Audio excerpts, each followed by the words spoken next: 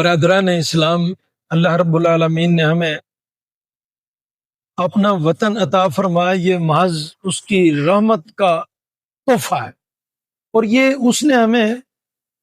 27ویں رمضان یعنی لیلۃ القدر کی رات کو عطا فرمایا، اور انگریزی 14 اگست بنتی ہے۔ اور اس دن کے اندر آپ دیکھیں، تاریخوں کو بھی آپ نے دیکھا سنا ہوگا کہ 7 لاکھ کے قریب لوگوں نے اپنی گردنیں، اپنی عزتیں، اپنی جان مال، وقت، ہر چیز قربان کی ہے اس ملک کے لیے، کہ ایسا ملک ہمیں چاہیے کہ جس ملک کے اندر ہم عملی طور پر دین کے مطابق اور اسلام کے مطابق زندگی گزارے۔ اب آپ دیکھیں کہ ہندوستان کے اندر مسجدوں پر کوئی پابندی نہیں ہے، مدرسوں پر کوئی پابندی نہیں ہے، لیکن عملی زندگی جو اسلام کے مطابق زندگی ہے، اسلامی سانچے کے اندر ڈلنا اور اس کی مشق کرنا، اس کے لیے ہمیں ایک علیحدہ ملک تھا، اور اس روئے زمین پر اللہ تعالیٰ نے ہمیں اسلام کے ملک پر خاص طور پر 2 ملک عطا فرمائے، ایک ملک پاکستان اور دوسرا ریاست مدینہ منورہ۔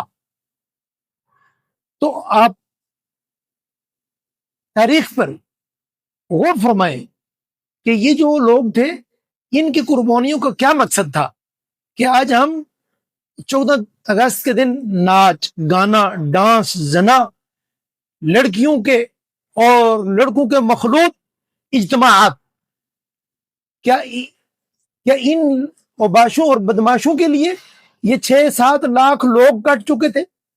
مائیں اپنی عزتیں ہار گئیں، بیٹیاں بہنیں اپنی عزتیں قربان کر دی انہوں نے۔ کس لیے؟ اس لیے کہ پٹاخے بجاؤ، باجے بجاؤ،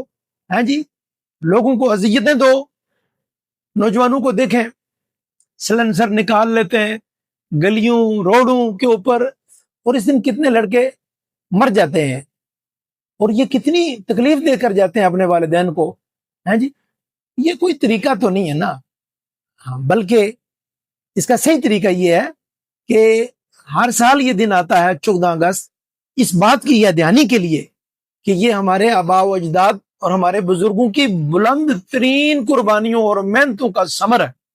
ان لوگوں نے اتنی بڑی محنتیں کی، قربانیاں کی، اور یہ وطن ہمیں ملا۔ اب اس کی قدردانی کیا تھی کہ ہم اس دن اللہ کے حضور گڑ گڑاتے، اللہ کے حضور توبہ اور استغفار کرتے، مرد و زون سب مل کر اللہ رب العالمین کی بارگاہ میں توبہ اور استغفار میں لگ جاتے اور شریعت کے مطابق زندگی گزارتے، اور جناب رسول مقبول صلی اللہ علیہ وسلم کی مبارک اور نورانی ترتیب زندگی اپنی زندگی کے اندر لاتے۔ یہ تھی 14 اگست کہ اللہ تعالیٰ تو نے ہمیں یہ ملک عطا فرمایا۔ اب ہمیں اس کی نظریاتی طور پر جو حفاظت کرنا، ہر طبقے کو، چاہے وہ دیوبندی مسلک ہوں، بریلوی مسلک ہوں، اہل حدیث ہوں، تمام جو مسالک ہیں، یہ سب مل کر اس حفاظت میں لگ جاتے ہیں کہ یہ ملک ہمارا ہے، اور ہم اس کے پاسبان ہیں، نگہبان ہیں، اور ہمیں اس کے اندر رہنا ہے امن سے، ایمان سے، سلامتی کے ساتھ، اور ہم اپنی ذمہ داریاں ادا کریں تاکہ آنے والی نسلیں دین کے مطابق زندگی گزار سکیں۔ اللہ تعالی ہمیں اس کا شوق نصیب فرمائے،